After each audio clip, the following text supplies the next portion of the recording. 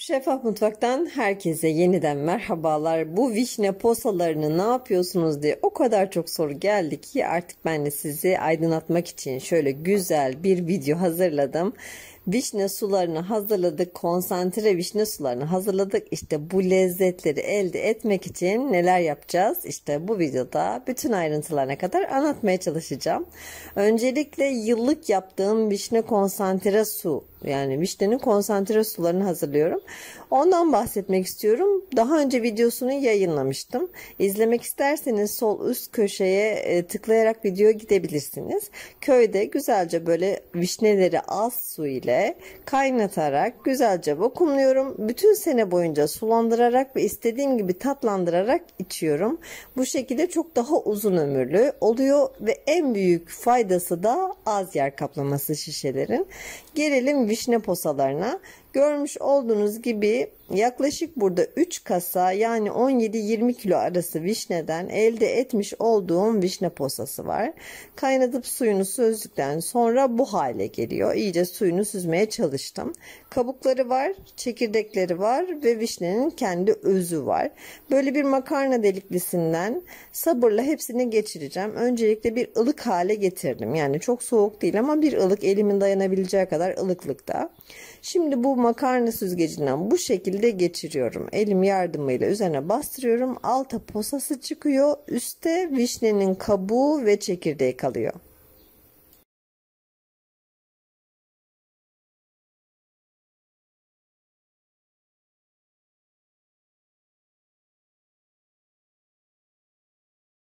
Tüm vişneyi bu şekilde geçirdikten sonra dilerseniz kaynatıp şişeleyip kaldırabilirsiniz. Yani şekersiz vişne marmelatı oluşturabilirsiniz. Keklerinizde, kurabiyelerinizde sonradan hazırlamak için, kullanmak için bu şekilde kullanabilirsiniz. Ya da şekerle kahvaltılık olarak kaynatabilirsiniz. Yani bu şekilde geçirirsiniz, biraz şeker atarsınız, kaynatırsınız, vişne marmelatı olarak tüketebilirsiniz. Bugün pestil hazırlayacağız. Lezzetli bir vişne pestili, pürüzsüz, şöyle lastik gibi ama ağzınızda eriyen kıvamıyla nefis bir vişne pestili hazırlayacağız. Gördüğünüz üzere makarna deliklisinden geçen vişne posalarım bu şekilde gözüküyor. Hepsini bu şekilde hazırlayacağım ve tencereme alacağım. Yayvan tencereme alacağım. Vişnelerin bazıları çok tatlı oluyor, aşılı vişneler. Bazıları ise yerli vişne oluyor, ekşi oluyor. Sizden damak tadınıza göre şekerlerini ilave etmenizi isteyeceğim. Ben miktar belirtmek istemedim. Şöyle biraz şeker ilave edin, karıştırın ve sonra tadına bakın. Eğer hala istiyorsanız biraz daha şeker ilave edebilirsiniz. Şekerle birlikte ocağa alıp bir kaynatmamız lazım. Çünkü şekerlenmemesi için, bütün lezzetin birbirine geçmesi için. Bunun öncesinde işin içine blender'ı sokuyorum ve pürüzsüz hale gelene kadar vişne posalarımı çekiyorum.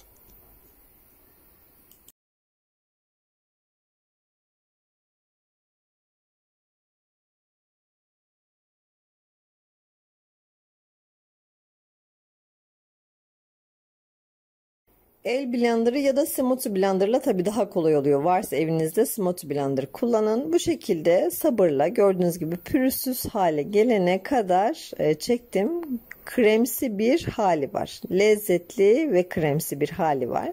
Şimdi içine şekerini ilave edeceğim. Ocakta şeker içinde eriyene kadar ve birazcık kaynayana kadar pişireceğim. Bu şekilde pişirerek sererseniz yağlı kağıtlar üzerine, İçindeki su çok daha kolay buharlaşacaktır.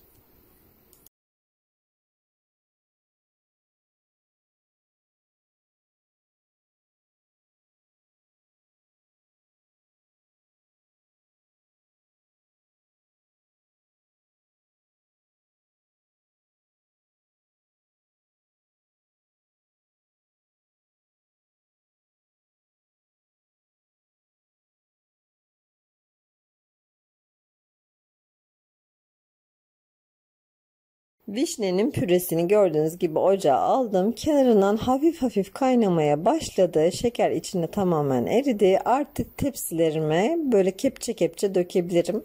Mutlaka iyi bir yağlı kağıt kullanmanızı tavsiye ederim. Ya da tüy çıkmayacak bir pamuklu bezin üzerine de sererek kurutabilirsiniz.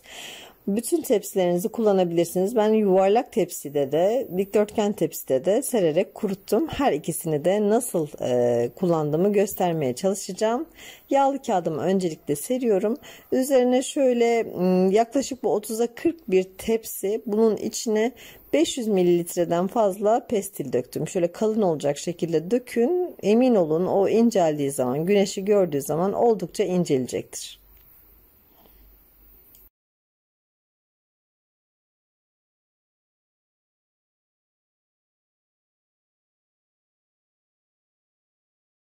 Daha önceki pestil videomda da kullandığım bu silpatım var. İnternette satılıyor. Pasta malzemesi satan yerlerde satılıyor. Yağlı kağıt yerine kullanabileceğiniz, sonsuz kullanabileceğiniz bir silpat bu. Çok uzun ömürlü bir silpat. Biraz böyle silikonumsu, plastikimsi bir havası var. Çok yüksek derecelerde fırına giriyor. Böyle pestil gibi şeyleri kuruturken acayip bir şey yarıyor. Çünkü çok güzel ısı dağılımı var. Güneşin altında da çıkartırken de ne kadar kolay bir kullanımı olduğunu göreceksiniz. Eğer siz de böyle çok yağlı kağıt kullanıyorsanız böyle silpatlar alabilirsiniz.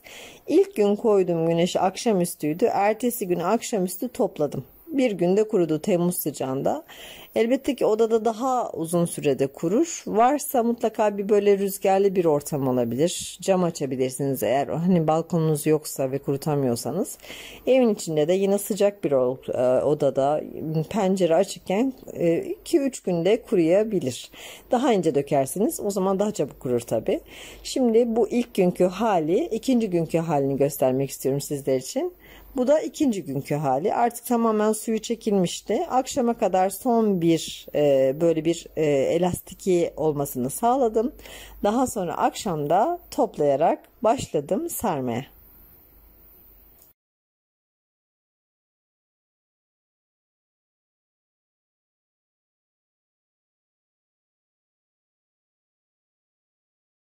Elbette ki bu tarz pestiller hazırladığımız zaman aklımıza ilk gelen şey fındık, fıstık. Bunun içine ne koyabiliriz? İstediğiniz kuru yemişle yapabilirsiniz. Ben bugün sade tercih ettim. Silpattan ne kadar kolay çıktığını göstermek istiyorum. Bakın bu kadar kolay çıkıyor ve gerçekten çok güzel bu silpatlarda pestil yapmak. Eğer sürekli pestil yapıyorsanız mutlaka edinin derim. Böyle bir mutfak makasıyla uzun şeritler halinde kesip muska haline getireceğim. Yağlı kağıttan çıkarttığım pestillerimi de şöyle bir gül şekli vereceğim. Özellikle yuvarlak tepsideki daha kolay oluyor. Sizlere fikir olsun, sunum fikri olsun için.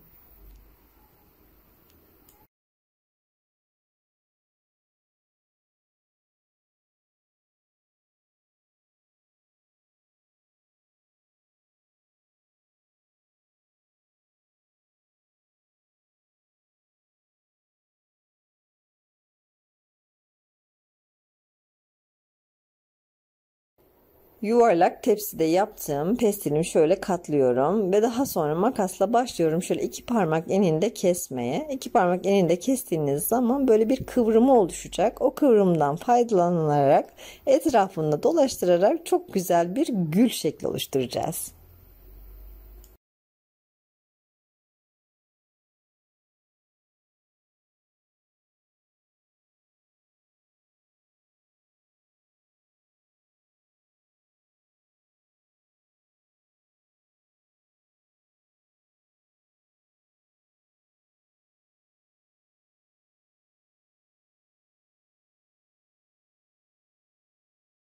Vişneden yapılmış güllerimiz artık yemeğe hazır. Şöyle bir servis tabağına alacağım. Şöyle bir ceviz koyacağım aralarına. İstediğiniz böyle bir fındık ezmesiyle, bir fıstık ezmesiyle de sarabilirsiniz elbette.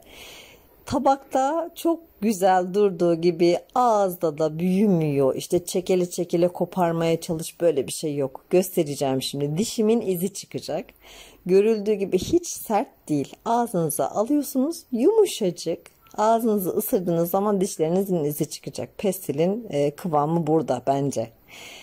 Çok kurutmadan böyle kapalı kaplarda, yani buzdolabında olabilir, dışarıda olabilir. Kapalı kaplarda, kavanozlarda, ağzı kapalı kaplarda muhafaza edebilirsiniz. Ne demek istediğimi şu anda çok daha iyi anladığınızı düşünüyorum. Bakın dişlerimin izi çıktı. Yani bu ne demek? Yiyimi çok kolay bir pestil hazırladık. Şekeri de bence çok iyiydi. Çok fazla atmadım. Vişnenin o ekşiliğini kıracak kadar attım. Nefis oldu. Çocuklarınıza böyle sağlıklı atıştırmalıklar hazırlayabilirsiniz. İnşallah sizler de bu lezzetli tarifi denersiniz ve beğenirsiniz. Beğenileriniz bizlerle paylaşırsınız. Bu ve bunun gibi birçok tarif için kanalımızı ziyaret edebilirsiniz.